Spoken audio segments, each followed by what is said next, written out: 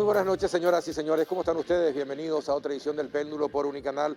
Hoy vamos a hablar acerca de la diplomacia de las vacunas, ya que estamos a punto de quedarnos sin inmunizantes en nuestro país en esta época de pandemia. Nos va a acompañar el canciller nacional Euclides Acevedo. El segundo bloque vamos a hablar acerca de las licitaciones del Ministerio de Obras Públicas y de prácticamente todas las instituciones del Estado, porque se permiten sobrecostos de hasta un 20% y todos los sobrecostos son del 20%.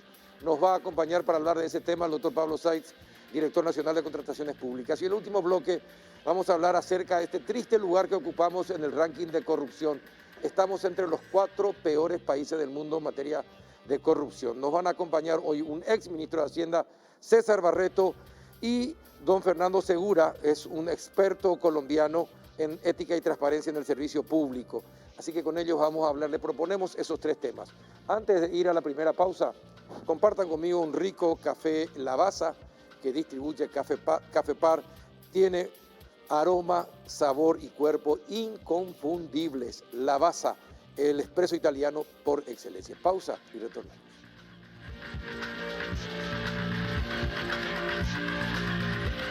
Continúan los festejos de los 30 años en Banco Regional. Ahora toca elegir el regalo de papá. Disfruta de un delicioso banquete con papá. Te regalamos 20% de reintegro los días 18, 19 y 20 de junio con tarjetas de crédito regional en restaurantes, bares, delivery de comidas. Conoce las bases y condiciones ingresando a www.regional.com.py o escribinos al WhatsApp 0971-219-0900. Regional, 30 años creciendo con vos.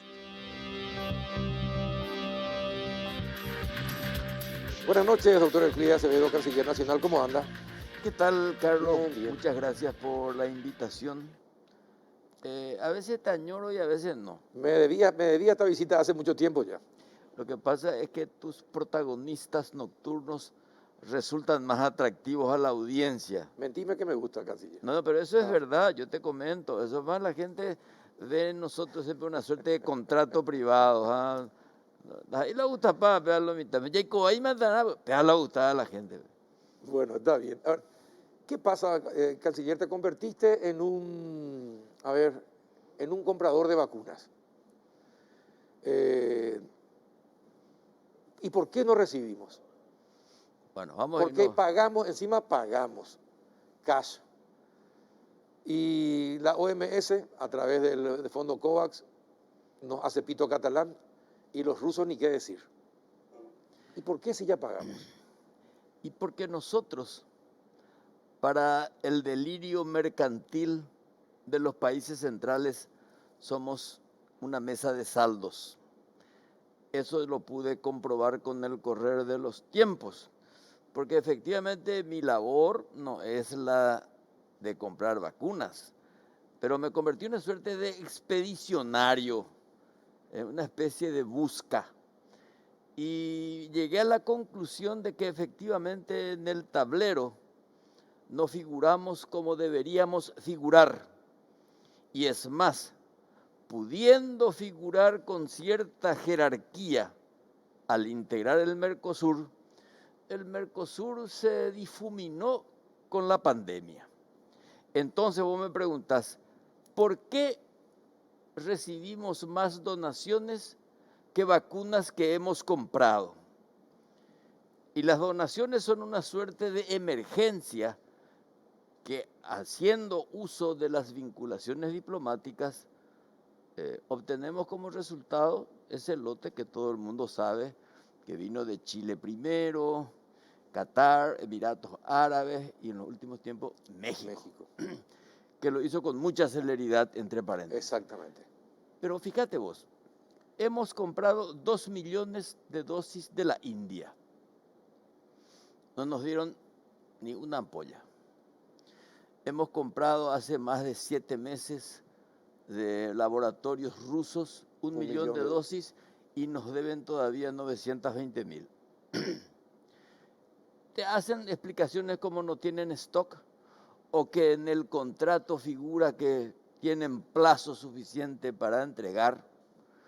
O en el caso de la India, ante mi reproche poco diplomático, poco educado, a pesar de que es mi amigo, el embajador indio en Buenos Aires, concurrente para Paraguay, me dice, lo que pasa es que justo cuando íbamos a enviar, Sí, aumentaron los casos. aumentaron los contagios y los fallecimientos.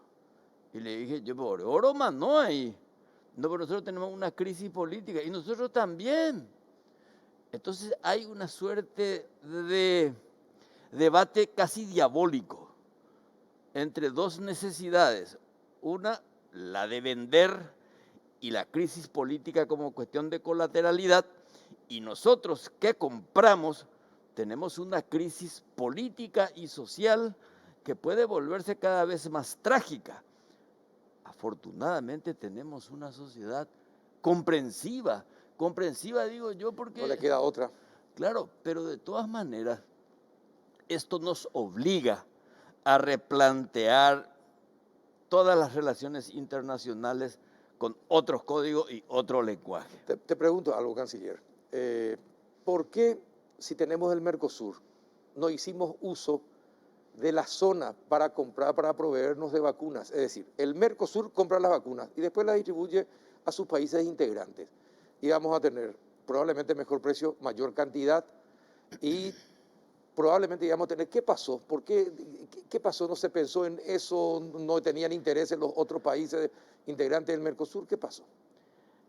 Primero creo que hubo un problema de comunicación ante las urgencias y cada uno empezó a tener, de acuerdo a sus vinculaciones diplomáticas, bilateralidades en detrimento del conjunto. Una especie de sinécdoque geopolítica en que la parte se convirtió en el todo. Evidentemente la Argentina explotó muy bien su relación con Rusia. Con Rusia, sí.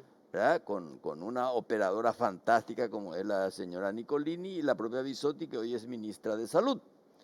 Y el Brasil, que coqueteó con China, con la India, con Rusia, finalmente recién ahora Butantan puede producir igual que Biocruz.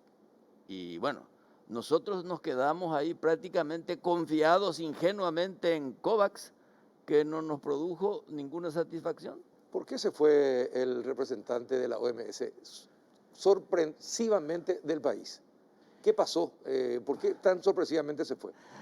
Pues no lo sé, mucha gente me pregunta, es más, algunos hasta me quieren culpar de su cambio, por no decir su destitución, habida cuenta de que hubo una suerte de enfrentamiento verbal.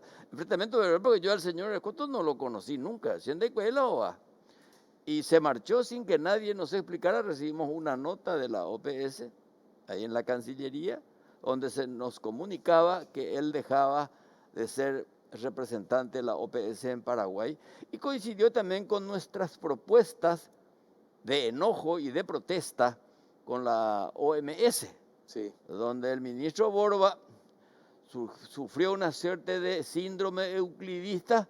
Oye, hola, director, así es, bebé, la hace educado, así la hace fino. Pero todo eso hace que llega un momento en decir, bueno, nosotros parece que no estamos en el radar de los países centrales. ¿Y por qué no tenemos peso político? Y porque justamente no hacemos uso de nuestras representaciones o pudiendo estar en organismos claves como la ONU, la OEA o la OMS o la OPS, recién ahora empezamos a zapatear. Sí. Cuando zapateas te escuchan. Entonces, ¿cuál es la nueva política como consecuencia de eso que generosamente se llama la diplomacia de las vacunas? En realidad, las vacunas determinó una diplomacia errática y de repente casi de emergencia. Entonces, ¿qué tenemos que hacer ahora? Porque lo que ya no hicimos o hicimos mal, ya no se puede reparar. Entonces ahora es zapatear y tener sitios. Nosotros tenemos que estar en la OEA, pero no como una embajada más. Lo que tenemos que buscar los sitios claves. Ahora tenemos la elección de la CAF, ese banco tan importante andino que ahora se transformó para América Latina. Bueno, ahí nosotros tenemos que pelear por candidaturas más importantes, tener ahí nuestros funcionarios, pero no para que cobren un sueldo interesante, sino que para ser protagonistas. O sea, está claro que hay que saber ser chico.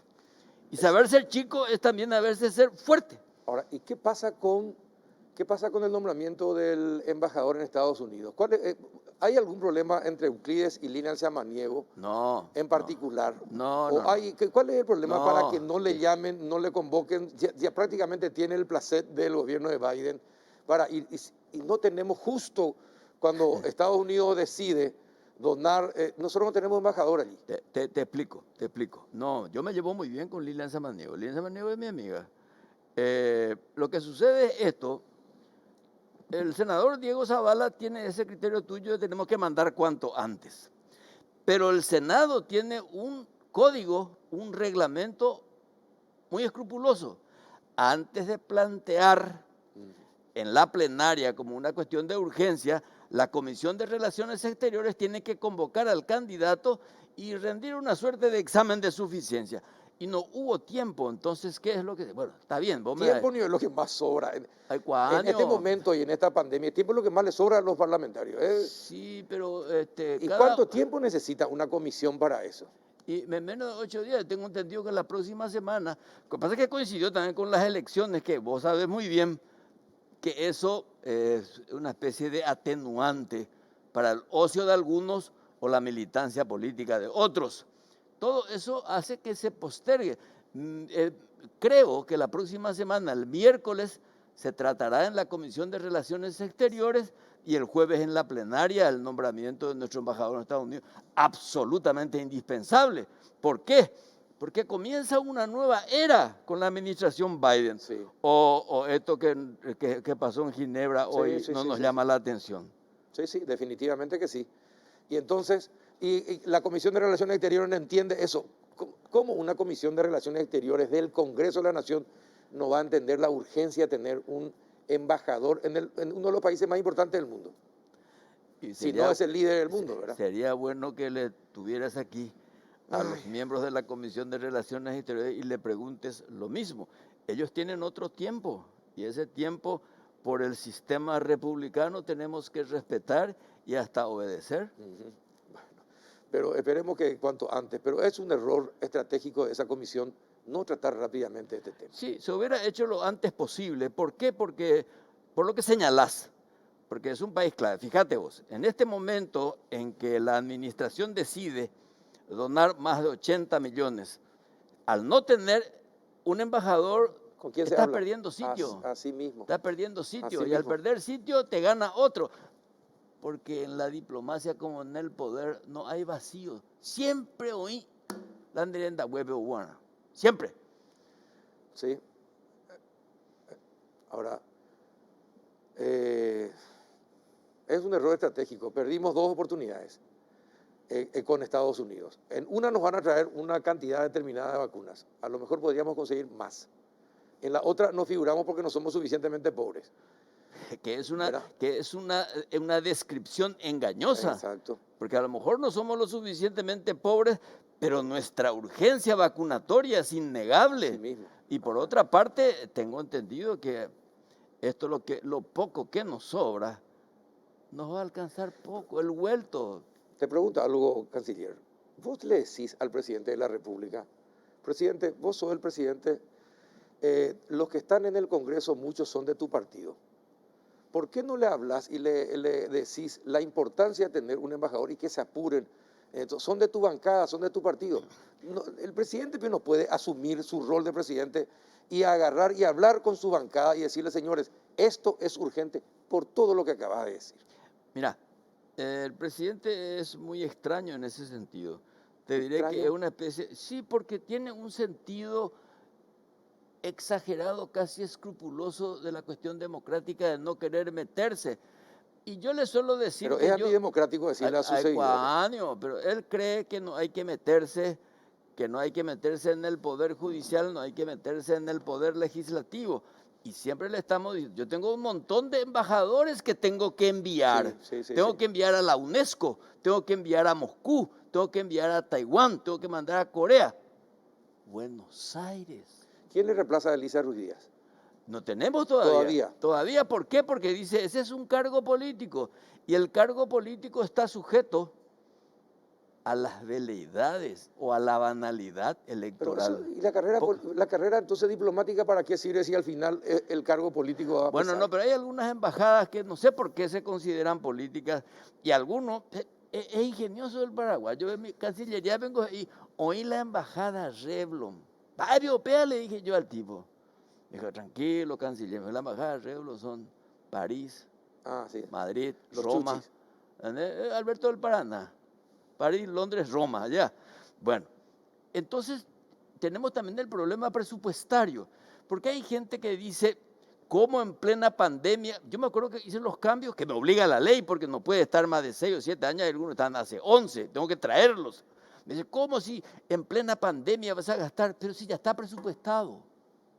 Entonces tenemos que de repente competir o rivalizar contra la necedad conceptual, por decir de alguna manera, con gente que no tiene la Pero más. hay una cosa que todavía no termino de entender. ¿Cómo es posible que el presidente de la República, electo por un partido, no pueda diseñar su política de Estado acompañado de sus representantes en el Congreso? Para eso tiene representantes en el Congreso.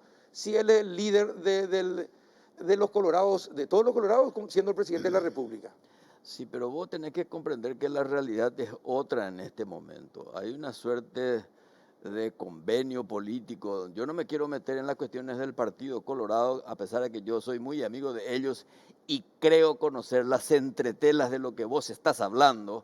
Y coincido contigo que el Ejecutivo tiene que meterse. Claro, algunos me dicen, claro, me dicen, vos no tenés también vocación autoritaria de respetar a Seibo Ila. No tiene nada No, que ver con el no, autoritarismo. ya sé que no tiene nada que ver. Lo que pasa es que la autoridad y la gestión política de repente nos obliga a saltarnos algunas reglas, saltar en sentido español.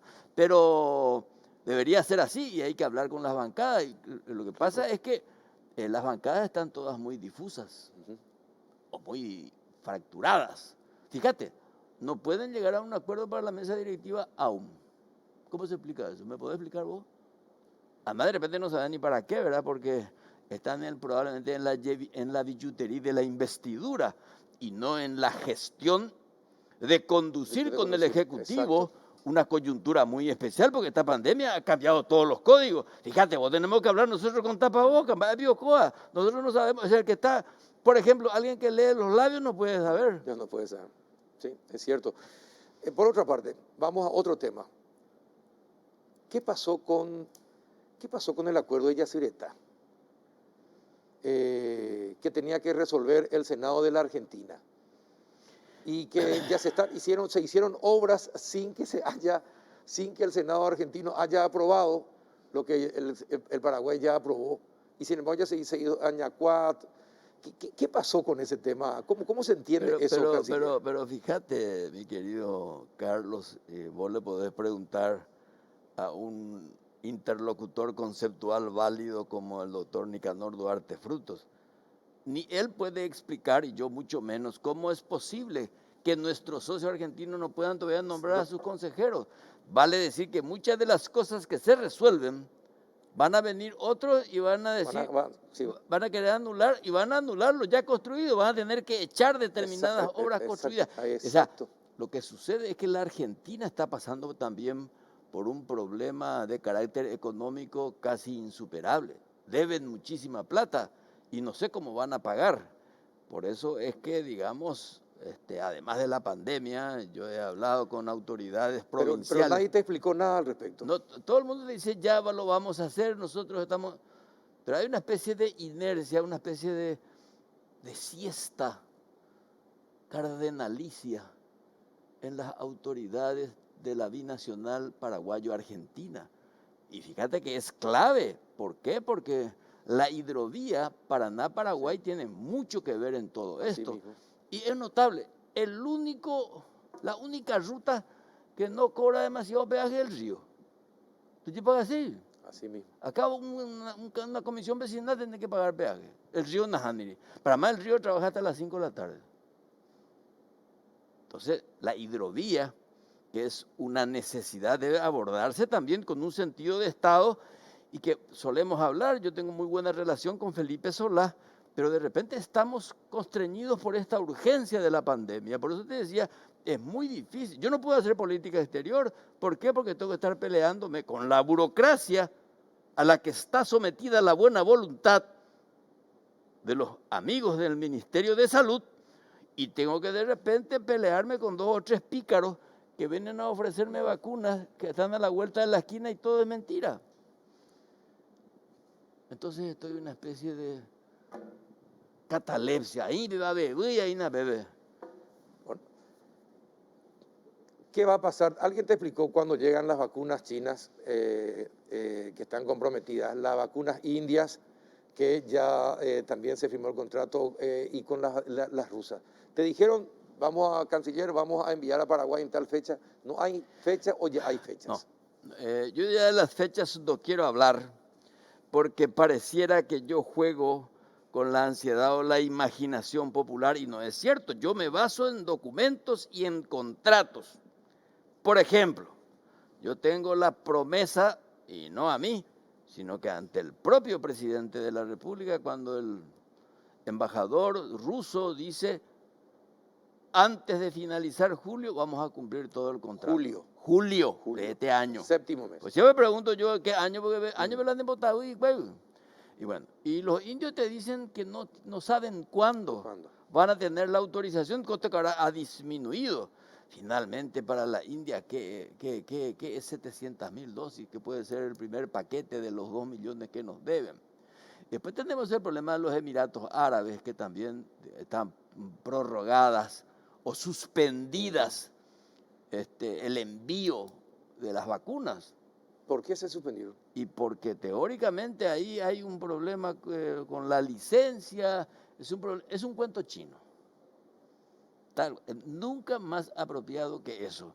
Y bueno, lo único cierto que tenemos... ¿Esta es la primera vez que se informa de eso? No, se sabe. Es un cuento chino, pero me gustó eso. Es un cuento chino. Claro, pero acá te quedan 250.000, que nos deben muchísimo, bueno, 1 millón. Y después tenemos ahora las de Qatar, que yo estuve hablando ayer con el encargado de negocios y me dijo, a fin de mes viene 150.000. Y después otros 150.000, con lo cual se completa los 400. El después ya no se sabe cuándo. El después ya no sabes nunca porque depende del stock, que depende del transporte. Si yo antes de Pama con la carrera, yo me podía trabajar en la DINAC sin ningún problema, o en la OASI, antes de Pama en el sistema de vuelo, porque un avión no sale de Miami, porque la bodega no está llena, y no quiere irse el avión no quiere volver en desalijo. Bueno, ayer te escuché, es decir, esta mañana temprano te escuché hablando con otro canal acerca de la confidencialidad.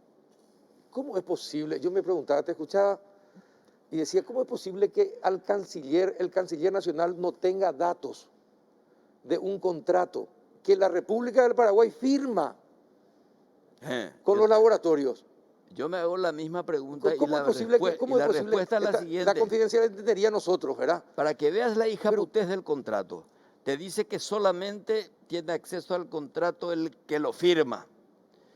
Y el que lo firma no lo hace en nombre solamente del ministerio, lo hace en nombre del Estado paraguayo. ¿Quién firma? Del que yo también formo parte, el ministro de Salud. Él es el que sabe todo. Él es el que firma. Yo no firmo un papelito. Pero ¿y no te contó nada cuando...? No, mombo. Había un momento, usted se ahora cuaña acá me tenía allá acá me tenía. Entonces, yo quiero tener acceso. Y algunas veces me cuentan a escondidas, pero debería tener más acceso a ese tipo de contratos. ¿Por qué? Porque soy yo el que finalmente termino peleándome con mis interlocutores internacionales. Lo que pasa es que este asunto del acuerdo de confidencialidad, no sé por qué tiene que ser, y bueno, pero ¿por qué? Porque es extorsivo, porque el que te vende es como una suerte de usurero. Cuando vos estás devorado por la deuda, recurrís al usurero y no sos capaz de discutir con él el monto del interés sin decoteverina. Entonces, se te pone una cláusula comercial, ¿qué obvio va a discutir con él si vos lo que necesitas es la vacuna? ¿Estás entendiendo? Pero está bien, pero no te traen, pues. Claro, fíjate vos, sí te traen, pero no te pero traen. atendeme bien, mi querido amigo, me dice, no, es que usted nos está muriendo. Ahora oro más no hay. Bueno. O sea, aquí hay... Entiendo eso. Ahora, ¿por qué el mismo sigilo con la negociación de Itaipú? ¿Por qué la gente no habla de algo que le interesa a todos y que hay demasiados secretos que pueden torcer, a ver, que puede hacer que Brasil se avide más que Paraguay, que Paraguay se avide más que Brasil en la negociación. Nosotros no tenemos ningún secretismo. Que me diga alguien y me diga, dereño misewi. Nadie quiere contar nada. Uno le pregunta al director de Itaipú y no quiere, no, por estrategia. Le preguntan los consejeros menos. Atendeme bien. Lo de la comisión. ¿Sabe cuál es la hora de la discusión, el debate? Mío en particular, y probablemente yo no caiga bien por eso. Cuando yo le digo al consejero o al directorio, peño la pentendea. Ustedes son los que tienen la información. Den la cara. ¿Por qué tengo que ser yo solamente? Las altas partes contratantes, que es el presidente y yo, sí, tenemos que estar como último fusible. Ellos deberían hablar más, compartir más. Finalmente, ¿qué es lo que vas a negar? Y sí, te dicen que sí, pero a la hora de la verdad, no sé si, como se van muchas ciudades del este, se compran esos lentes. Lentes muy, güey. Pero de a poco vamos a ir sacándole y van a terminar hablando. Traerlos acá, invitarlos. Porque además tienen informaciones fantásticas, son grandes pedagogos. Yo ahora estoy un experto. Yo ya sé pero vienen acá y dicen, no puedo, confidencialidad. Nuestra estrategia no podemos contar. Pero escúchame una cosa, ¿qué peor lo que vas a ocultar? Exacto, exactamente. Además, aunque vos lo ocultes, los servicios se enteran igual. Además, entre los socios no hay que ocultar nada. Que es lo que yo le digo al canciller Franza, que es mi amigo, muy educado. Vamos a compartir todo. Cada uno representa a su pueblo. Nosotros somos socios. ¿Y no será que no tienen nada por eso de que no cuentan? ¿Cómo? No sé, ¿será que no tienen ninguna estrategia? Por Claro que hay, pero por supuesto que hay datos, hay opciones. Lo que no hay es una posición todavía oficial. ¿Por qué? Porque queremos justamente compartir para que la propuesta concreta que tenga que hacerse tenga la legitimidad de la publicidad y el respaldo. Porque si yo no me voy con respaldo, voy a negociar mal. Y voy a negociar bien si mi respaldo se basa en la publicidad de lo que formulo. ¿Y qué va a pasar? El costo se define este septiembre. Bueno, sí, este costo de la tarifa. Sí, es la tarifa. Bueno, si la tarifa baja, después ya va a ser imposible elevarla. No, hay hipótesis, hay salidas inteligentes, son muy creativos también. Nosotros tenemos que buscar formas de compensación a través de construcciones colaterales, defensa de inversión del medio ambiente, o sea, hay la construcción de las esclusas, o sea, mil cosas hay. La construcción de las esclusas, o que vengan las industrias acá. O que nosotros invirtamos el dinero en nuestra red de transmisión. Va a ese core vendetta la de transmitía. Vos tenés que tener tu línea de transmisión, tenés que gastar. Pero para eso tenés que tener una política de uso de la energía eléctrica. Bueno, perfecto. Entonces yo te sugiero, traerle acá al presidente de la ANDE, tiene un plan maestro fantástico. Pícaro, astuto, inteligente. Pero entonces que tengamos una política que diga, bueno, señores, el fósil, la energía fósil vamos a usar hasta tal año. Sí, señor. A partir de tal año ya la energía eléctrica. Trenes, subterráneos, lo que sea. El Burú se usa. Y para eso tenemos hay gente, y por eso es lo que te digo, yo no sé qué es lo que se esconde, porque hay, y no hay de una manera clandestina. Lo que de repente, lo que se tiene no se quiere publicar. Si vos sos alta parte, doctor, decile al director de Itaipú y a los consejeros que vengan, salgan a los programas y hablen y expliquen. Le decimos, y no le dan pelota. Entonces, escúchame. Hace uso de este programa porque de mí qué es lo que vas a sacar, porque uno va a decir, ¿qué ese va a hablar de energía eléctrica? Pero si viene un consejero que tiene un PhD en comercio internacional de la energía eléctrica, tiene la suficiente autoridad académica y tienen conocimiento y tienen capacidad de comunicación. Y bueno, eso es demasiado sagaz, demasiado perspicaz. Yo ona chupé. Autorícenle. Le voy a decir, ¿cómo no? Porque finalmente, yo la patrón, bebé, yo la jefe, o no. Así mismo, por eso, alta parte. Terminó eso de que Itaipú es un principado, Itaipú es de todo, es del Estado paraguayo. Y yo, mal que le pese, aunque sea temporalmente, formo parte del Estado. La última consulta. ¿El gobierno podía presentar una acción contra la ley que se aprobó? ¿Cuál de las leyes? De las binacionales, del control de las binacionales. De hecho hay una acción de inconstitucionalidad presentada por la Itaipú Binacional. No, pero el Poder Ejecutivo. No, el Poder Ejecutivo no, porque se rige por el derecho Sí, internacional. pero ahora se aprobó, ayer se aprobó en la Cámara de Diputados. Sí, pero hay una acción de Hay una inconstitucionalidad acción de pendiente. inconstitucionalidad, sí, Entonces, pendiente. bueno, ¿por qué la Corte no se juega? Es la misma cosa que le ¿Eh? dije yo a los diputados y a los senadores. Compran igual varios anteojos, Sí, ¿verdad? sí, Pero no de vista, así mismo. de sol, Canciller, gracias por venir. al contrario. Muy didáctico todo y Muchas realmente gracias. pasó volando el tiempo. Muchas gracias. Gracias a vos y a la audiencia por la tolerancia.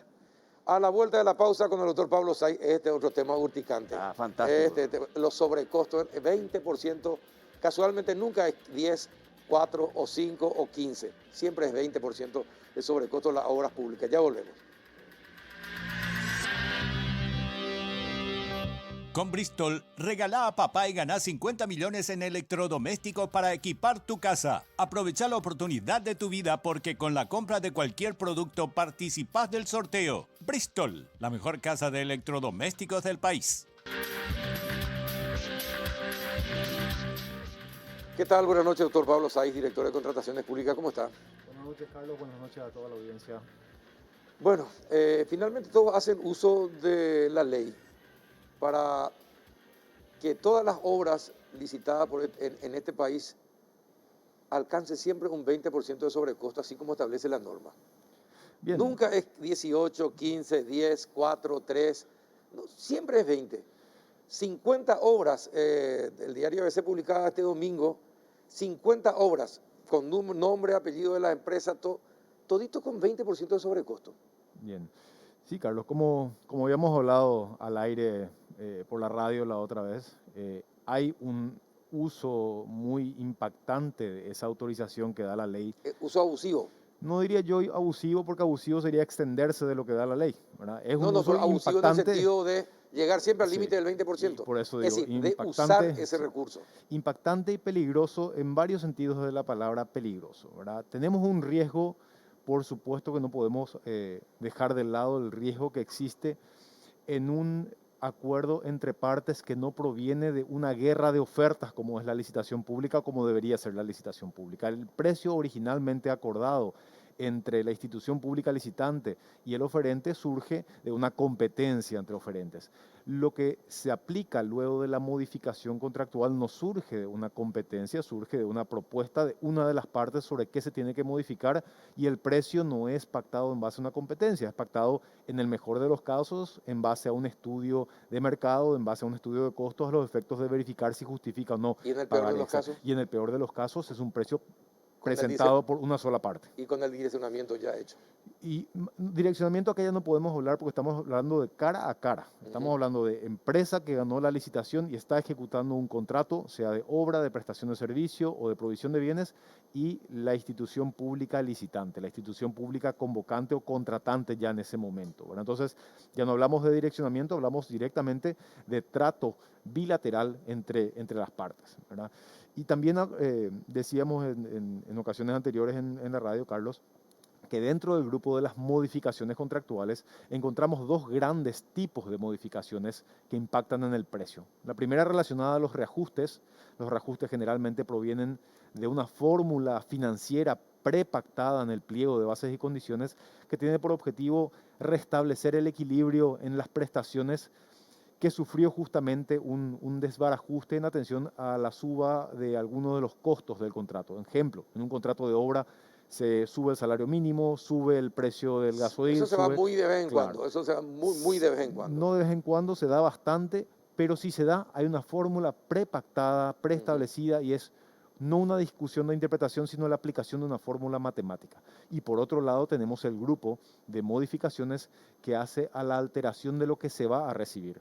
Más obra, más servicios, más bienes, o eventualmente más precio por la misma obra. Y ese es el grupo de adendas que resulta peligrosa de manejar. ¿Por qué? Porque si estamos hablando de que se licitó una obra determinada y por A o B motivo se tiene que pagar más por la misma obra, quiere decir que hay un error o en el diseño o en la fiscalización o en la ejecución que conlleva la necesidad de pagar más por la misma obra. Y ahí es donde tenemos que verificar si es necesaria realmente la modificación y quién se lleva la responsabilidad de la causa que originó esa Ahora, la modificación. convocante es la que tiene que controlar Sí. todo el proceso que usted señaló, desde el diseño hasta la terminación. Y sin embargo no hace. Bueno, y ahí vienen las grandes discusiones sobre cuál es el mejor mecanismo de obra pública. El mejor mecanismo de obra pública, ¿cuál podría ser? Vamos a la clásica producción de un diseño técnico fino y terminado por parte de un consultor proyectista que se lo contrata también a través de un proceso licitatorio. Culminado ese proyecto, se incluye dentro de un pliego de bases y condiciones de una obra de construcción y un constructor construye lo que un proyectista diseñó, o llevamos adelante otro mecanismo que es, por ejemplo, llave en mano o suma alzada, donde la institución pública simplemente da los datos generales de la obra y el primer punto a cumplir por parte del constructor es presentar el mismo constructor el proyecto de construcción. Hay quienes objetan ese sistema porque dicen, ¿por qué la misma empresa que te construye es la que debe definir el proyecto? Todo tiene su pro y su contra. En velocidad, en riesgos, donde hay más riesgos para el contratista, siempre habrá mayores costos para el Estado. Pero no puede ser que 50 horas representen 212 millones de dólares más en costo de las obras. Bueno, y ahí viene el segundo riesgo que estaba hablando al comienzo de la conversación. El segundo riesgo, aparte de la cuestión de la discusión sobre la legitimidad de la adenda, sobre la legitimidad de los precios pactados en la adenda, es el impacto de ese valor que estás mencionando a nivel presupuestario. El sistema de contrataciones públicas está basado, por más de que nos retrasamos en los pagos con los contratistas, está basado en que primero se tiene un certificado de disponibilidad presupuestaria, luego se tiene un código de contratación que congela ese dinero del presupuesto para un contrato específico y así se asegura que el contratista tenga el dinero al efectuar la obra o prestar el servicio o entregar el bien y que el Ministerio de Hacienda pueda manejar toda esa información financiera en el plano del año fiscal. Con las adendas se desdibuja esa situación. Si bien es necesario contar para la adenda también con un certificado de disponibilidad presupuestaria y con un código de contratación adicional si hace falta, eso desdibuja lo que tiene planificado el Ministerio de Hacienda. Entonces, montos como el que estás señalando tienen un impacto demasiado importante a nivel presupuestario. Totalmente. Sí. Ahora, ¿y por qué se aprueban? Y son todas partes de justificaciones completas a nivel técnico, financiero y legal que primero se hacen en las convocantes y luego se publican en la Dirección de Contrataciones Públicas, ya solamente la publicación, ¿verdad? Si hay algún indicio de incumplimiento de algunas de las pautas que estamos hablando, se hace una eventual investigación de oficio. Claro, Sí. pero una cosa que llama la atención. Si se está adendando siempre, hay que terminar con con todas las asesorías que diseñan los proyectos, porque finalmente todas se adendan. Quiere decir que desde el diseño ya está mal. Entonces, nunca se pensó eso, porque llama la atención que todas tengan adendas. Entonces, algo pasa, o se hace a propósito, o nos hacemos el chancho rengo, no miramos la verdad, pero es llamativísimo ese detalle.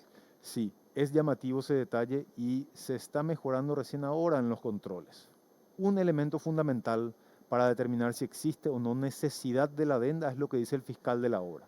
Recién ahora estamos iniciando sumarios también contra los fiscalizadores de obras cuando encontramos problemas en las obras. Nunca antes había hecho eso. ¿Por qué?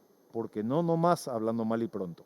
Entonces, cae de maduro que si tenés un problema en lo principal que es la obra, también tenés que analizar a todos los otros potenciales responsables. En el proyecto de modificación de la ley planteamos también una cuestión referida a la responsabilidad de los proyectistas, de los fiscalizadores de obras y de cualquier otro servicio accesorio a la obra pública, porque si no jamás vamos a terminar la discusión sobre quién lo que es culpable de la mala obra, por así llamarlo. La obra que tiene que ser adendada, la obra que no funciona, la obra que no cumple el objetivo pactado. El constructor, el proyectista, el fiscalizador. Pero el ministro no. es finalmente el responsable. Y administrativamente puede ser ministro, Es el ministro. pero no te soluciona ni a vos ni a No, mis no, ciudadanos no. el hecho de que tengamos que tener cada vez más costos en las obras, tiempos que muchas veces se extienden más Sí. de lo previsto, que también Diseños es que un se costo. hacen mal a propósito para que la adenda se justifique. Y es un riesgo. Consultoras que son elegidas Bueno, siempre para corregir lo que hicieron mal desde el principio. No sé, todo está hecho para la mafia. Yo no te diría que todo está hecho para la mafia. Casi todo. Y hay una reducción importante de valores y de cantidad de contratos adendados en los últimos 5 años. Van en disminución. No quiere decir que deje de ser impactante el valor, ¿verdad? Pero estamos cada día con políticas más ajustadas en materia de adendas, ¿verdad? Imagínate, Carlos, que hace unos años atrás, utilizando la modificación por mutuo acuerdo tenías el límite del 20%, utilizando la modificación unilateral del contrato no tenías límite del 20% por una cuestión de interpretación, ¿verdad? Eso se zanjó y se puso el límite del 20% a ambas modalidades de modificación, ¿verdad? Son pequeños detalles operativos que se van ajustando y van mejorando la situación. Otro aspecto que hoy día ya está bastante mejorado es el módulo de publicación de las adendas y de información estructurada de las adendas. Toda esta información que se estuvo publicando en los medios de prensa, que puede acceder cualquier ciudadano, se da porque ya está estructurada la información de las adendas. Pocos años atrás, las adendas eran un gran agujero negro de información. ¿Ustedes tienen algún gráfico, algún estudio que demuestre, por ejemplo, la proporción de monto ampliado respecto de los montos adjudicados? Sí, tengo unos gráficos interesantes. En materia de...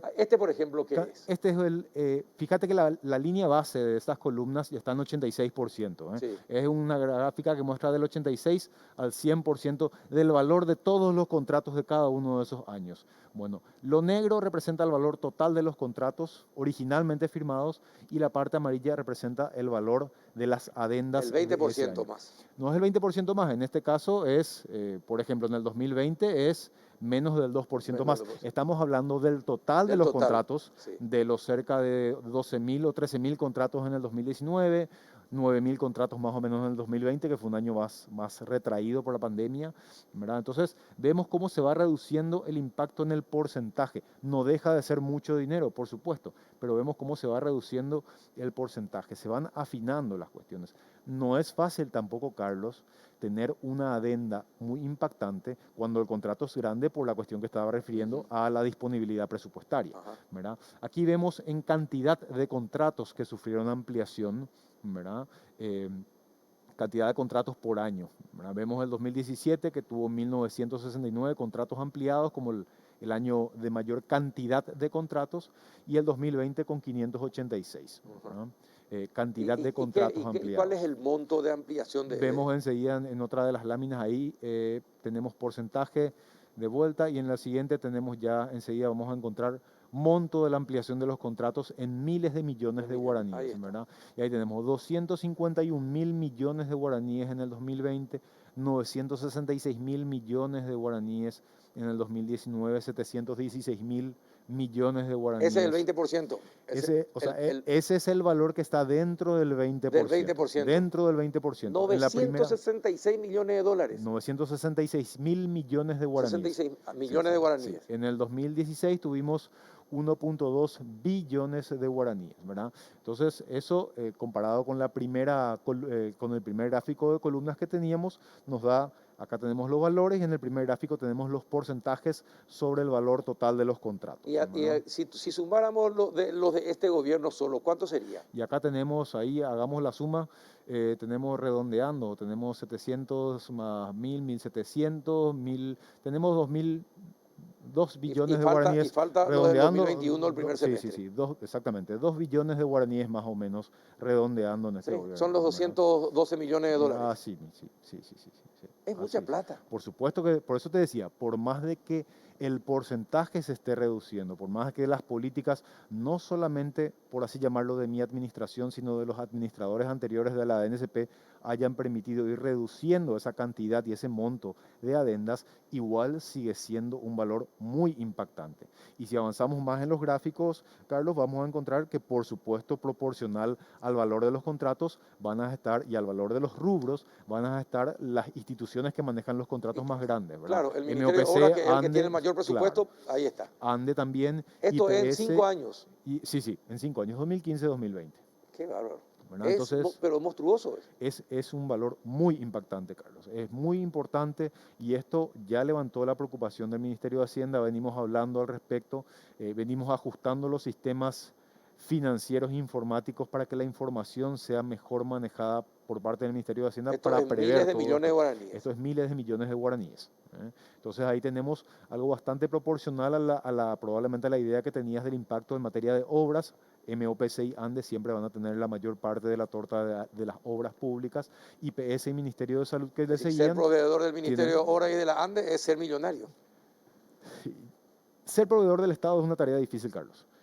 Yo no le defiendo a nadie ni le ataco a nadie con este comentario. Es una tarea difícil, es un mercado difícil, es un mercado competitivo que a lo mejor puede tener pocos competidores, no tanto es lo que todavía queremos, pero son voraces competidores que no dejan pasar el punto y coma en cada hoja, en cada punto de la oferta de la competencia. Y eso te lo digo porque lo vivo en carne propia con cada protesta, con cada objeción, con cada denuncia que se presenta ante la Dirección de Contrataciones A ver Públicas. si la directora puede pasar el último. ¿Este gráfico qué es? Eso es por rubros. Es muy parecido a lo que estábamos viendo por institución Por pública. institución. Esto es por rubro y los rubros corresponden al clasificatorio oficial presupuestario, ¿verdad? Entonces tenemos construcciones y reparaciones, por supuesto, lleva ¿Acá en qué se gasta? de vuelta en miles de millones de guaraníes, ampliaciones, construcciones y reparaciones, equipos y servicios de salud, ¿verdad? Consultorías. No puede ser que en Sí. tercer lugar estén las consultorías. Bueno, y las consultorías, Carlos, ¿Y fíjate para cómo qué está tienen muy... todo? ¿Para qué están Exactamente. todos los funcionarios Cómo públicos? está si es- muy relacionado. Consultorías al rubro obras públicas. ¿Por qué? Porque con el rubro consultorías se paga lo que es el proyectista y se paga al fiscal. Es el rubro 260 del presupuesto. Dicho sea de paso, también se paga al desarrollador de software, al que realiza la consultoría de organización y métodos. Es un rubro muy amplio en conceptos que debe ser fraccionado para un mejor estudio, pero vemos una lectura bastante interesante en ese gráfico. Tercero. Sí, Está en tercer sí, lugar. sí. Y ahí La vemos el consultoría. valor total de las consultorías de miles de millones, es de 191.000 millones de guaraníes en 5 años de Ah, y modificaciones servicio de contractuales. limpieza y ¿verdad? mantenimiento también otro Sí, importante rubro. sí, ¿eh? sí, sí. Servicios de limpieza y mantenimiento, de vuelta hay que dividir y analizar cada rubro. Es un rubro, valga la redundancia, que sufre mucho impacto de los reajustes derivados de salario mínimo, ¿verdad? Y esto Entonces, es ceremonial, protocolo y qué es. y gastronómico, en ese rubro y con ese mal nombre tenés, por ejemplo, alimentación escolar, ¿verdad? Servicios de alimentación escolar, plato de alimentos servido en las escuelas. Así se llama la categoría. Seguro. Sí, sí. Y aparte tenés compra de alimentos cuando No es compras catering alimentos. de los También ministerios. tenés, También. también tenés catering. Por eso, estas categorías engloban muchos tipos de servicios que deben ser mejor fraccionados.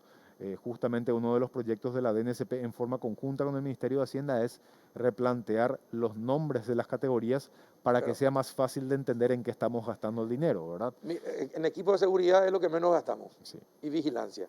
Equipo de computaciones de oficina para mejorar, para que todo sea más rápido. Ojo, Carlos, esto de vuelta, esto es el valor de las adendas en miles de millones de De miles de guaraníes millones. y lo que tenemos ahí abajo es básicamente servicio de seguridad.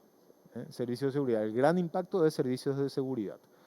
Entonces, es muy proporcional, por supuesto, a lo que gastamos, la tabla que vemos de modificaciones contractuales en esa Pero gráfica. hay muchas cosas que se pueden obviar, se pueden dejar, podemos ahorrar y podemos apostar por Totalmente. El Estado para cambiar el paraguayo, Estado. el Estado paraguayo tiene una enorme deuda en materia de mejora del gasto público y planificación. Acordate, Carlos, que la idea justamente de la modificación, más que de modificación de la ley, del nuevo proyecto de ley de contrataciones públicas, es quitarle el protagonismo del proceso de compra y darle el lugar protagonista a la compra eficiente.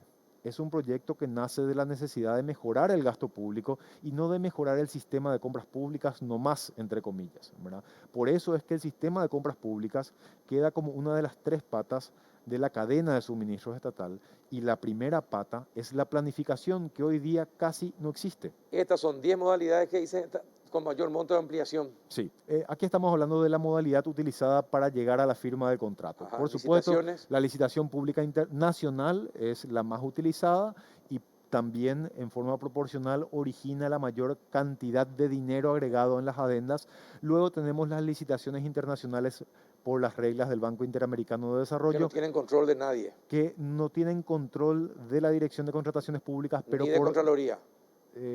sí, de Contraloría tienen Tienen cierto nivel de cierto control, nivel nomás sí, tienen. cierto nivel, pero por decisión del Banco Interamericano de Desarrollo, los datos se publican en el portal. Por eso podemos tener acceso a ese tipo de datos, ¿verdad? La licitación pública internacional regida por nuestra ley origina 726.000 millones de guaraníes en adendas. Las contrataciones por excepción también de la ley 2051, concurso de ofertas. Luego tenemos las licitaciones públicas internacionales del Banco Mundial, que tiene la misma situación del BID. Por decisión del Banco Mundial, publican sus contratos en el portal de contrataciones públicas, sus datos en el portal de contrataciones públicas, sin que esa licitación se por rija contratación por la ley. directa, 41.000 millones Sí. de guaraníes. Aclarando siempre que contratación directa no es un trato literalmente directo, Sí. es un pésimo nombre elegido por la ley 2051 para un procedimiento de contratación de montos de menor cuantía, hasta, no tan pequeña tampoco, hasta 2.000 jornales mínimos. Cuando el valor estimado de la compra de hasta 2.000 jornales, se hace contratación directa, que es básicamente una licitación con plazos reducidos a 5 días. Ajá.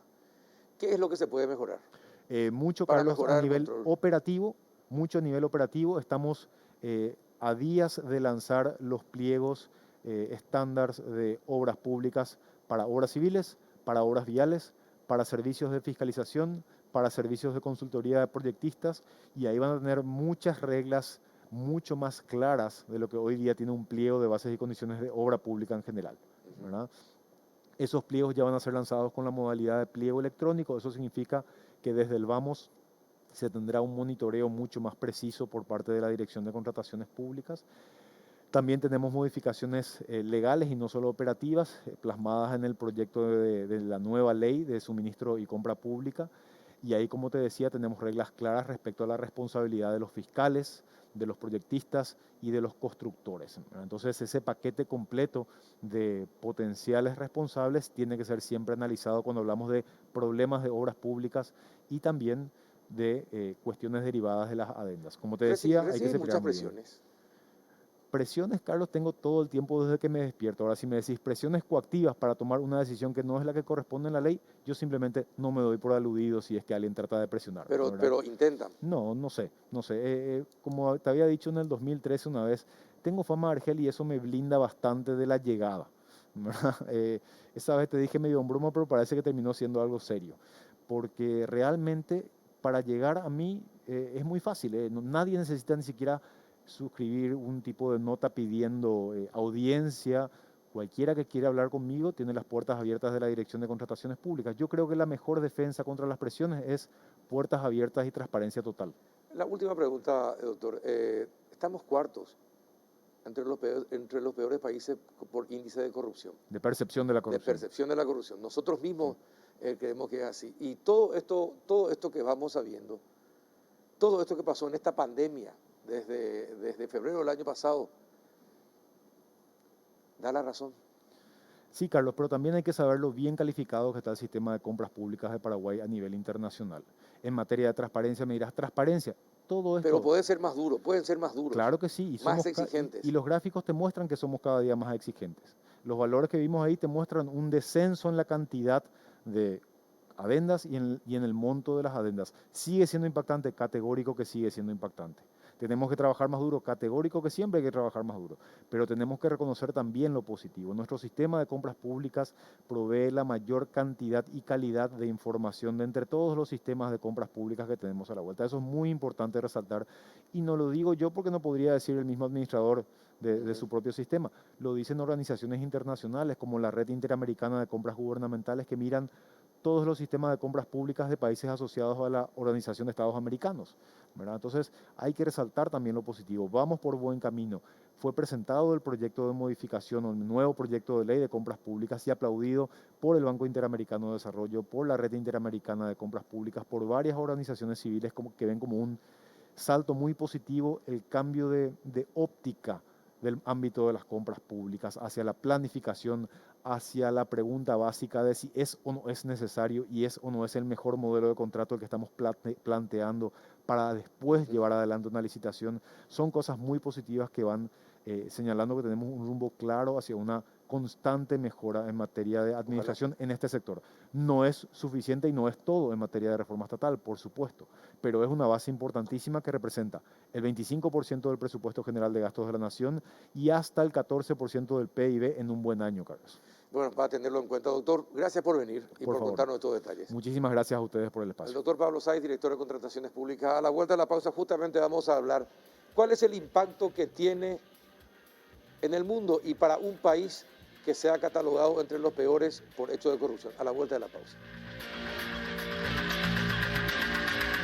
Con Bristol, alentá a Paraguay con todo. Aprovecha las super ofertas en televisores. Con hasta 40% de descuento y además con la compra de tu televisor te llevas un vino de regalo. Escucha esta super oferta. TV Win 32 pulgadas HD, precio normal 18 cuotas de 167.000 guaraníes. Ahora, solo 18 cuotas de 99.000 guaraníes. Recordá que con todas tus compras participás del sorteo de 50 millones en electrodomésticos. Bristol, la mejor casa de electrodomésticos del país.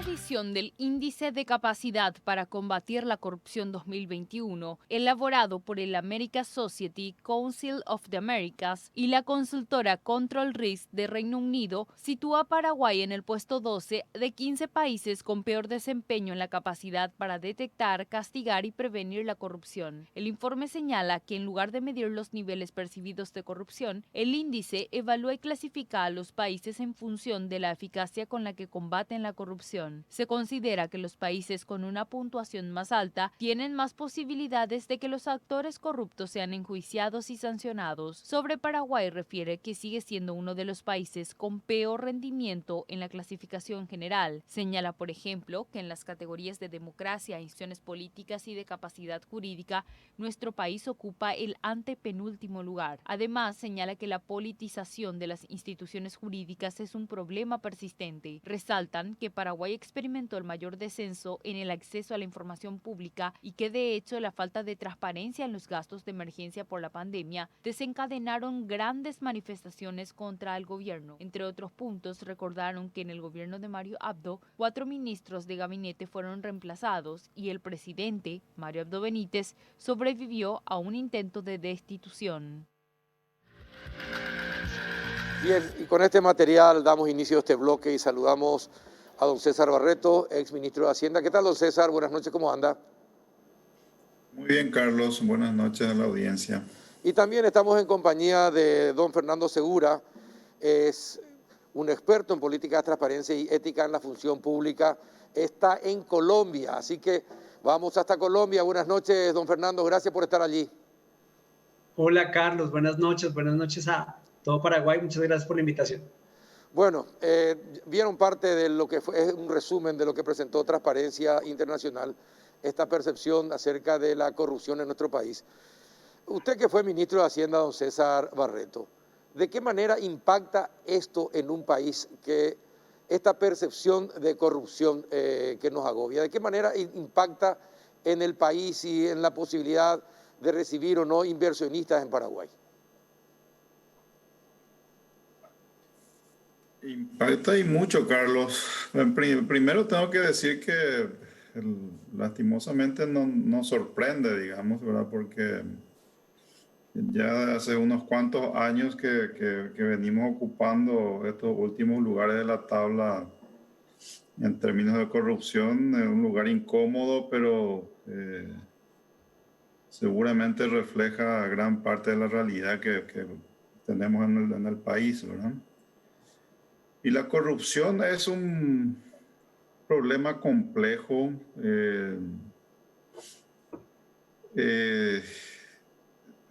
Actúa, tal vez la forma más concreta a través del cual actúa es que cuando empresas y empresarios que quieren llevar adelante proyectos e invertir en un país como ya sea Paraguay o sea otro, si ellos perciben o encuentran de que la seguridad jurídica con la cual se van a manejar en ese país puede verse afectado por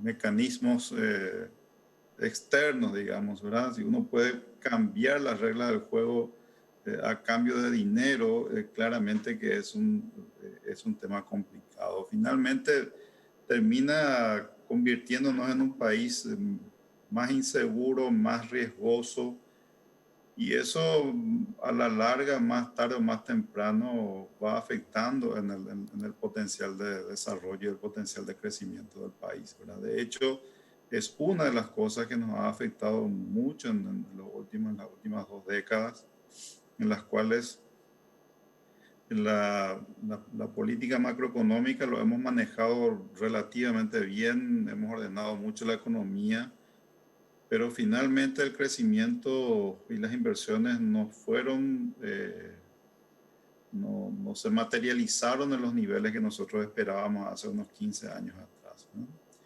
Impacta, Carlos, impacta mucho y yo creo que es un tema que tenemos que atender porque de aquí en adelante la cosa va a ser más complicada.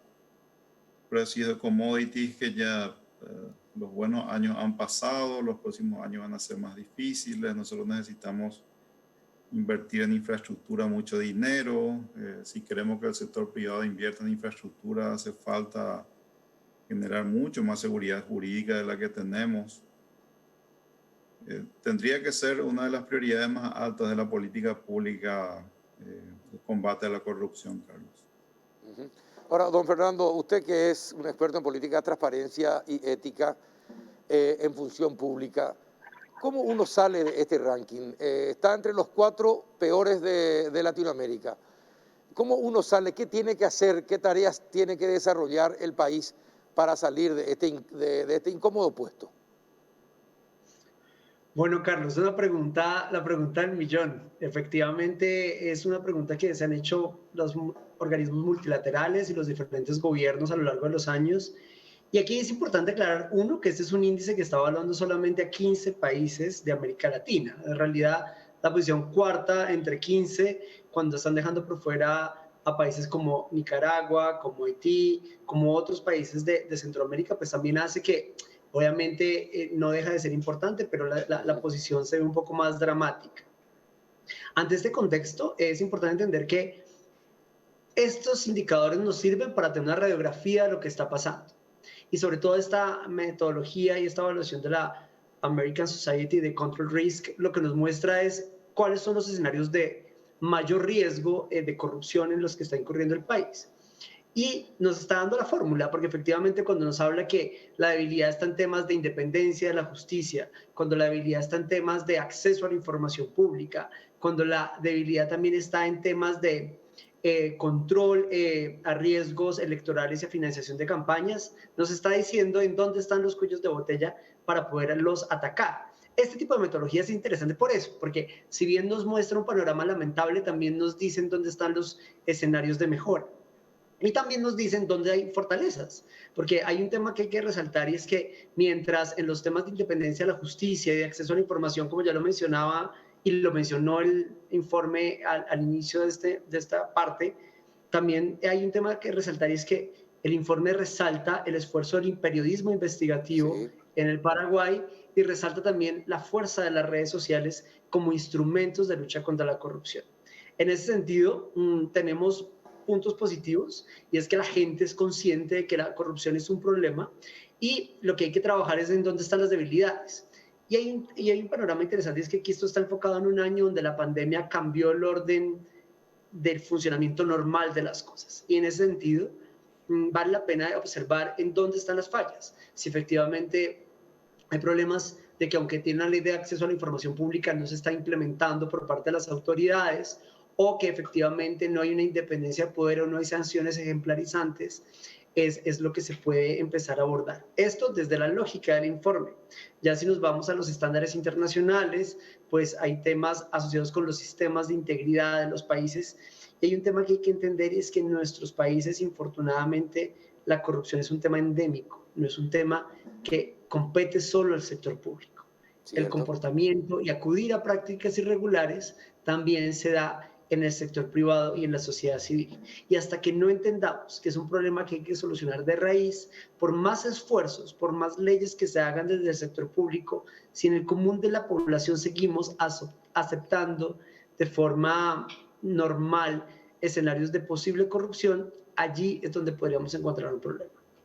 Bueno, después de lo que dice don Fernando, don César, ¿en dónde hay que poner el acento? Esto es, si es endémico, ya se convirtió en un sistema. En Paraguay la corrupción es un sistema de vida. Entonces, ¿dónde hay que apostar para empezar a cambiar este proceso? ¿En la educación, en el castigo, en el Poder Judicial? ¿En dónde considera César Barreto que podríamos comenzar? A ver, yo quiero complementar un poco la primera parte de mi exposición primero, Carlos. Creo que también impacta mucho en la vida diaria de la gente, porque claro, la corrupción de las compras públicas, por ejemplo, hace de que el Estado compre mal, compre caro, compre en el momento inadecuado. Y finalmente los servicios que llegan a la gente no llegan a tiempo o no llegan en forma o si llegan, llegan de muy mala calidad, ¿verdad? Lo hemos visto el año pasado, muy patente en los inicios de la pandemia, se notó claramente el impacto que tiene la gente, seguimos notando hasta ahora. O sea, no es una cuestión gratis. Por un lado impacta en la economía porque hay más riesgos. Entonces se exige más para compensar esos riesgos, se exige más rentabilidad para cualquier inversión que haya que hacer en Paraguay, pero también impacta en los servicios públicos y en la disponibilidad de estos servicios en tiempo y forma para la gente, ¿verdad? Ahora, ¿por dónde empezamos? Cuando hace mucho que hablamos de esto, Carlos, y es por la sistematicidad con la cual opera en Paraguay desde hace muchas décadas, hace mismo. Prácticamente todas las instituciones están permeadas por esto. Pero si por algún lado tenemos que empezar es por el Poder Judicial, porque es el órgano en el cual se tiene que aplicar los castigos a los malos comportamientos, ¿verdad? Ya sean de funcionarios públicos, ya sean de autoridades nacionales, ya sean del sector privado, ¿verdad? Hay muchas leyes que mal o bien, yo creo que hace falta también regular mejor y identificar con mayor claridad los puntos y los hechos que corresponden a un acto de corrupción y penalizarlo con claridad y seguramente con penas incluso mucho más altas de las que tenemos, ¿verdad? Pero aparte de esos cambios legales que por ahí hacen falta con las leyes que tenemos, tendríamos que poder aplicar mejor y eso requiere una fiscalía y un poder judicial que tenga menos influencia política en este tipo de cosas y actúe con mucho más independencia en aplicar, en investigar y aplicar las penas que corresponden, porque las personas finalmente somos todas optimizadoras, digamos, ¿verdad? Y cuando hay oportunidades para beneficiarse con algo, el 70 al 80% de las personas te va a tomar esa oportunidad, ¿no? Y si ve que no hay castigo y no hay penalizaciones, incluso es muy fácil, que yo creo que es lo que ocurre en nuestro país. Y hay que aplicar más penas y hay que enviar más gente a la cárcel por corrupción para que la cosa empiece a cambiar, ¿no? Ahora, don Fernando, en esta situación que estaba poniendo el señor César Barreto, ¿y por dónde uno tiene que comenzar a cambiar un estado de corrupción? Bueno, acá hay que combinar varios frentes de lucha. Evidentemente, usted lo mencionaba ahorita, Carlos, la educación es fundamental, dado que los temas endémicos implican un tema de cambio cultural. Exacto. Y es que es fundamental entender que si yo soy una persona que promueve buscar al amigo para facilitar el trámite ante el Estado, soy una persona que siempre está pensando cómo llevar la delantera ante un negocio, o que pienso que para llegar al Estado voy a llegar a un cargo público para beneficiarme a mí por encima del interés particular, ahí ya hay un problema. Y es que es muy común que en nuestros países pensemos que la corrupción es algo del sector público y que cuando yo cometo un acto irregular es normal. Entonces, acá hay un tema de educación y educación con enfoque de cambio cultural, que no es algo como del otro mundo, pero es algo que implica un trabajo por la conciencia de qué es lo que está bien y qué es lo que está mal. Y sobre todo, eso se construye a través de escenarios de cambios en los entornos familiares, en los entornos regionales o culturales de oficinas y ya en los entornos legales, por un lado. pero obviamente no podemos esperar a que se den procesos de la educación para que se den los cambios en tiempo real. Exacto. Hay que tomar decisiones desde el gobierno y desde el Estado. Y hay un tema, y es principalmente el cumplimiento de la norma, la cultura de la legalidad y el rule of law, como lo llaman. Es decir, cumplir con la norma. Si la norma nos dice que hay que publicar información para que el ciudadano acceda a ella, hay que publicarla. Si la norma nos dice que hay que tener objetividad para hacer compras públicas y no orientarlas a los amigos o a las empresas que me financiaron la campaña, hay que ser objetivos en la selección y en la adjudicación de contratos. Si la norma me dice que adicionalmente tengo que tener claros los conflictos de interés y tengo que hacer pública información relacionada con mis intereses personales para que efectivamente no beneficie a mis socios o a mis amigos o a mis familiares en los procesos de toma de decisiones de lo público, hay que hacerlo. Y este tema está muy encaminado a fortalecer temas que el informe de Control Risk nos dice. Y es que hay que trabajar en torno a fortalecer la independencia de los poderes, la independencia del sistema judicial en cuanto a sanción de la corrupción. ¿Y esto qué implica? Sanciones ejemplarizantes. Muchas veces la gente sabe de los hechos de corrupción, los escándalos no se pueden tapar con un dedo y la rama judicial opera. Pero cuando uno va a ver los castigos, son castigos que realmente no compadecen, no son realmente eficientes respecto a el daño que el actor corrupto ha causado. Ese es uno de los temas, fortalecer el mecanismo de sanciones para que efectivamente el actor corrupto sepa que cometer un acto de corrupción le puede implicar sanciones fuertes. Porque ¿qué pasa? Al final la corrupción es un negocio de riesgo. Y una persona que va a cometer un acto de corrupción y sabe que solamente le van a dar 2 años de cárcel, lo hace porque sabe que sale esos 2 años y al final termina disfrutando de los lucros de la corrupción. Cuando hay sanciones reales, cuando hay adicionalmente control al daño, es decir, cuando el Estado apropia los recursos del actor corrupto para resarcir a las víctimas del hecho de corrupción y la persona sabe que efectivamente que cometer un acto corrupto puede ser castigado, ahí se controla el riesgo. Pero también hay que trabajar desde el tema preventivo. Hay que permitir el control ciudadano, hay que activar el control ciudadano y hay que generar en la gente la conciencia de que la corrupción realmente es un problema. Hay otro estudio que se llama el Latinobarómetro, que evalúa el estado de desarrollo de las democracias en América Latina. Y el Latinobarómetro pregunta a las sociedades, a los ciudadanos cuando los encuesta, ¿cuál cree usted que es el principal problema de su país? Y la corrupción es uno de los temas donde está. Uno de los temas, sí, exactamente. Para el Paraguay, para el ciudadano del Paraguay, la corrupción no es todavía uno de los principales problemas. Y en la medida que uno no encuentre la corrupción como un problema de primera línea, no va a exigir de forma permanente que los actores públicos tomen decisiones frente a ello. Claro. Entonces, esto es combinar factores de trabajo, de cambio cultural en la familia y en la educación en los colegios, pero también es tomar decisiones acertadas en la política pública y en la legislación que hagan que efectivamente las sanciones sean ejemplarizantes y que haya sistemas de pesos y contrapesos en los cuales al actor corrupto le dé miedo cometer el acto y también al Ejecutivo le dé fuerza para promover cultura y prevenir la corrupción.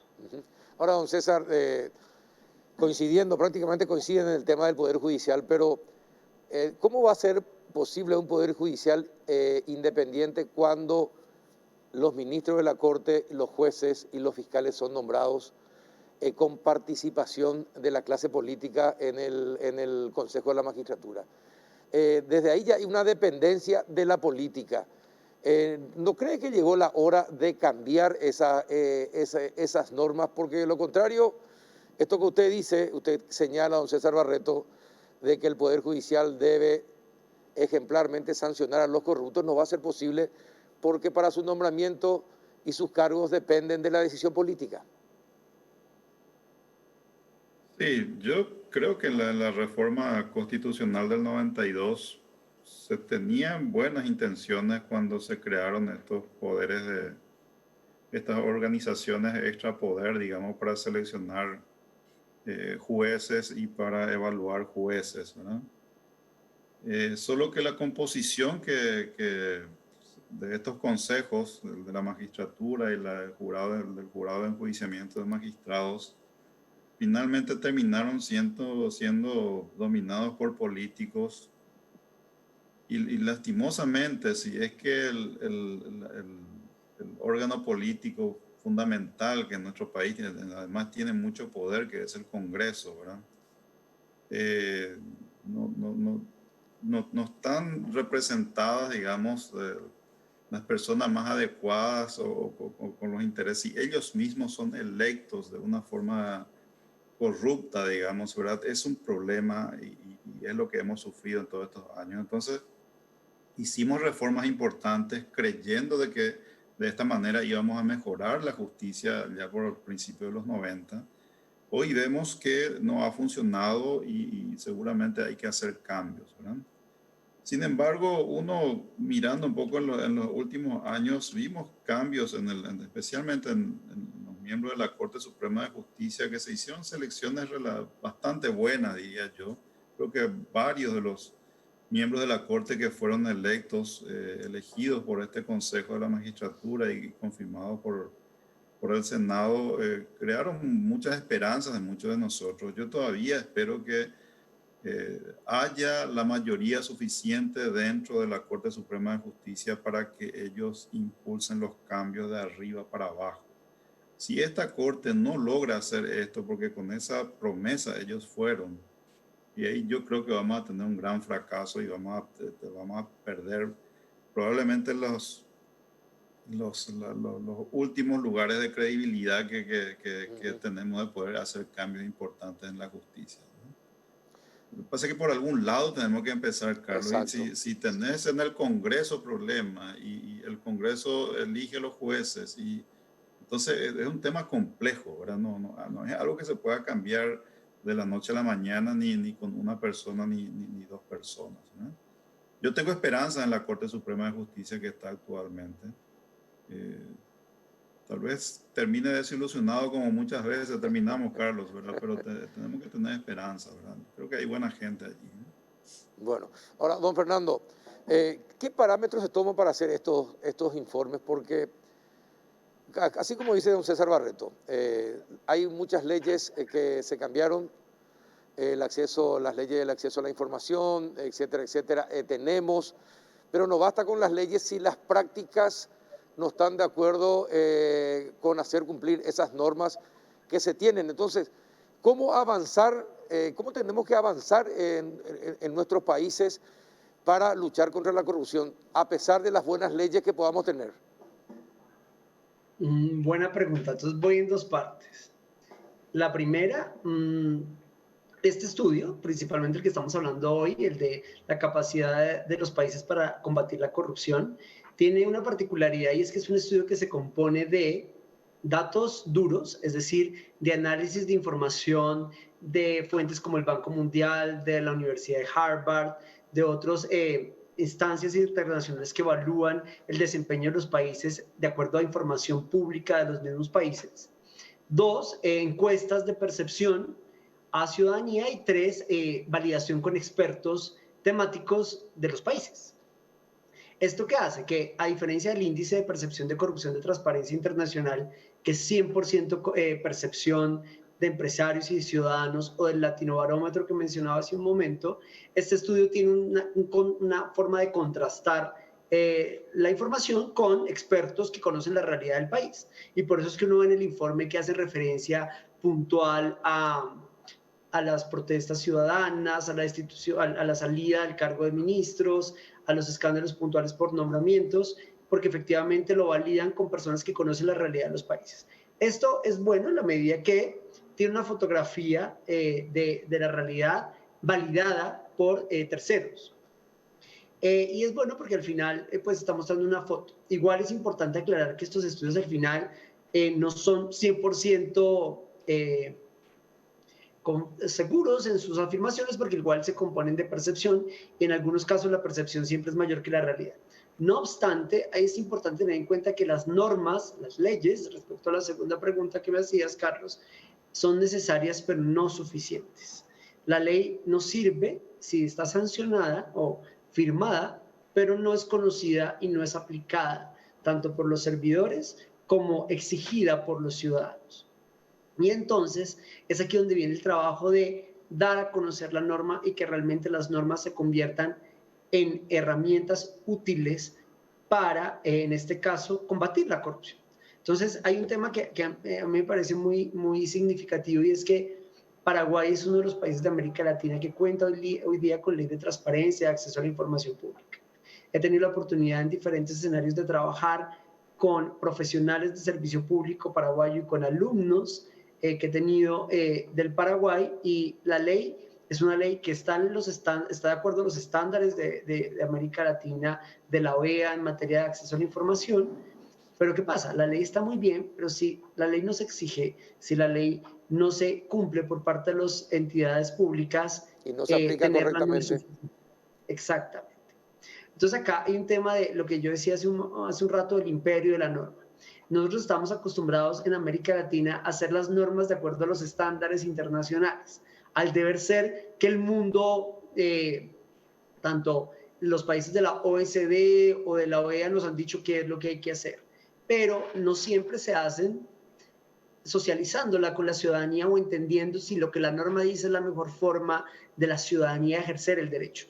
Y en ese sentido es importante trabajar en esa segunda etapa, tener las normas, pero promover su implementación, su conocimiento por parte de los ciudadanos y su implementación por parte de las autoridades, y algo muy importante, su sanción cuando no se cumple, que es uno de los temas que se resalta en este estudio. Sí, entonces, definitivamente. Yo creo que la estrategia está en varias vías, y en primer lugar, entender que el informe nos muestra una fotografía de conocedores del país y de la región, y que esta fotografía nos está anotando que hay temas débiles en normas que ya existen y que si se cumplieran al pie de la letra no tendría por qué haber dificultades o este tipo de escenarios de riesgo que el informe comenta. Perfecto. Don Fernando, muchísimas gracias por esta comunicación, por estar allí. Gracias por su compañía. No, a ustedes, Carlos, muchísimas gracias. Pues atento a lo que necesiten y mucha fuerza. Entender que la corrupción no es un tema solamente del Paraguay. Infortunadamente es un fenómeno que ataca a todo nuestro continente. En algunos países tal vez hay corrupción, pero no se atreven a mencionarla con nombre propio. Por lo menos en nuestros países somos conscientes de que hay corrupción. Aquí en Colombia, y pongo el ejemplo de mi país, somos conscientes, y por lo que conozco el Paraguay, somos conscientes. Y como dicen los médicos o los psicólogos, lo más importante para iniciar el tratamiento es que el paciente reconozca que está enfermo y que quiere trabajar en la cura. Muchas gracias. Entonces, pues muchos éxitos en esta lucha. Es un camino largo, pero no imposible. Perfecto. Gracias, don Fernando. Don César, muchas gracias por estar allí también. Gracias, Carlos. Muchas gracias. Hasta la próxima. Muchas gracias, caballeros. Bien, así llegamos al final de otra edición del Péndulo. Nos vamos. Tristes por esto último que acabamos de escuchar. Tenemos un pésimo ranking. Y está en nosotros hacer que las cosas cambien. Así que seamos factores de cambio. Y por último, acudan a los vacunatorios, sigan cuidando, usando tapabocas, manteniendo la distancia y cuidando a los suyos. Hasta el próximo miércoles.